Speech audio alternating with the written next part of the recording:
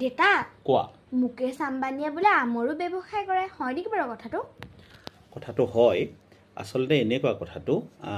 জামনগৰত মুকেশ আম্বানীৰ যি refinery plant আছে তাৰ কাষৰ বহুত বিস্তৃত এটা অঞ্চলত তেওঁলোকে আমৰ গছ লগাইছে আৰু 1,30,000 জোপা আমৰ গছ সেই প্লান্টৰ কাষত আছে আসলতে এইখন হ'ল ভাৰতৰ ব্যক্তিগত খণ্ডৰ আটাইতকৈ ডাঙৰ আমৰ উদ্যান আৰু ইয়াৰ পৰা মুকেশ আম্বানীয়ে প্ৰতি বছৰে অকলেই প্ৰায় 600 টন আম উৎপাদন কৰে আৰু সেই আমৰ ভেৰাইটিজ হ'ল প্ৰায় 200টা ভেৰাইটিজ আৰু তেওঁ উৎপাদন কৰা আমখিনিক ধীৰুভাই আম্বানীৰ লক্ষীবাগ আম বুলি জনা যায় বৰ্তমান সময়ত মুকেশ আম্বানীয়ে উৎপাদন কৰা যিখিনি আম সেই আমখিনি বিদেশলৈ ৰপ্তানি কৰা হয় আৰু মুকেশ আম্বানীৰ লাভ হোৱাৰ লগে লগে ভাৰতবৰ্ষৰ যথেষ্ট পৰিমাণে ৰাজহ লাভ কৰিবলৈ সক্ষম হৈছে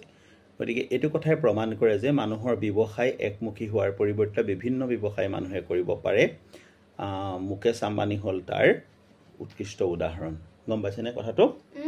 So thank you very much. Please stay connected. Keep watching our videos and don't forget to follow, share and comment.